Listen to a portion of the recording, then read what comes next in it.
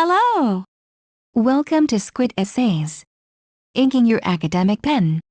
My name is Julie and I will be your instructor as we read through comparing relevant theories, principles and models of reflective practice essay. The article source is embedded in the video description below. Feel free to read along. Please note that you can get a custom, plagiarism-free essay for as little as $10 a page at Squid Essays. The link is in the description. Reflective practice is an evolving concept. In the 1930s, John Dewey defined reflective thought as active, persistent, and careful consideration of any belief or supposed form of knowledge in the light of the grounds that support it and the further conclusions to which it tends.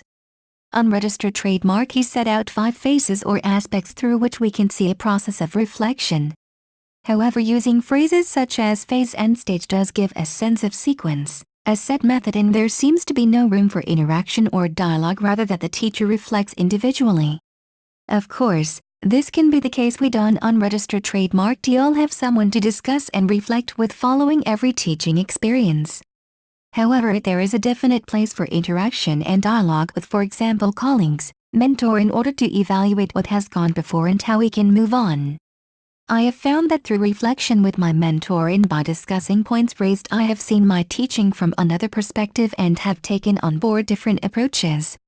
Shortly after starting teaching, I was keen to achieve more involvement of the students in my sessions, and through reflecting with my mentor I introduced various questioning techniques that have made my sessions more interactive and have benefited the students.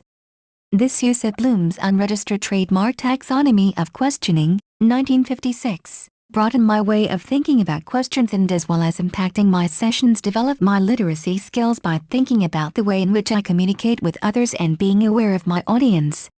The work of Booth, Keogh and Walker, 1985, addressed emotions and reduced Dewey unregistered trademark as 5 phases to 3.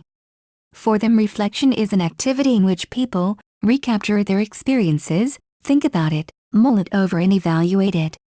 Unregistered trademark. This approach is very much reflecting on action, which enables us to spend time exploring why we acted as we did, what was happening in the group, etc. This goes against the idea of reflection as a continual process, a way of life, and there was criticism of Booth et al. From Cinnamond and Zimpher, 1990, when they argued that they, Booth et al., constrain reflection by turning it into a mental activity that excludes both the behavioral element and dialogue with others involved in the situation.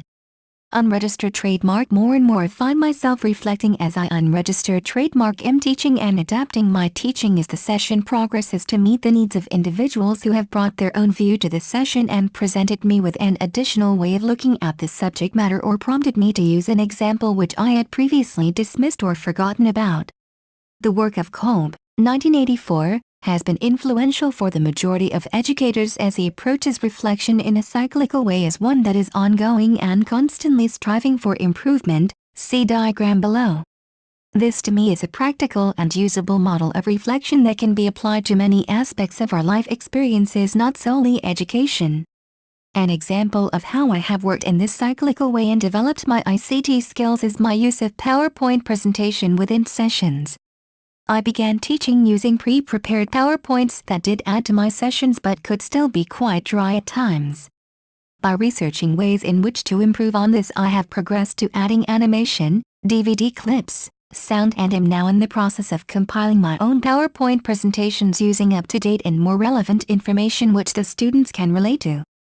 By using this ICT tool in this way, I have seen students' response increase as well as their interest in further research. Brookfield, 1995, saw reflection as viewing teaching from 4 different perspectives. He maintains that the heart of the reflective process is viewing teaching from 4 different perspectives or lenses. Our autobiographies as teachers and learners. Our students' unregistered trademark eyes. Colleagues' unregistered trademark perceptions. And relevant theoretical literature.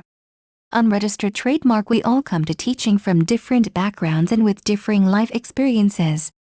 Using this together with information gleaned from dialogue with colleagues and students and researching our subject specialism so as to keep up to date with new information will all add to the reflective process. On my short courses, I like to find out, if possible, what type of electrical work the students are currently undertaking, and then I attempt to relate the theory to practical situations they will be familiar with. This dialogue with students is, I believe, one of the reasons they have been so successful. Reflective practice requires a commitment to self-development and the time to achieve it. This, as we know, is one of the issues facing us all as educators as we strive to improve our teaching but can be held up by a lack of resources, including time. Teachers improve their ability to react and respond as they are teaching, to assess, revise and implement approaches and activities on the spot. Reflection is key to moving forward and providing the best possible education for those students in our care. Word count, 774, references, Bood, D. et al., eds. 1985, Reflection. Turning Experience into Learning, London, Koch and Page. Kolb, Da. 1984.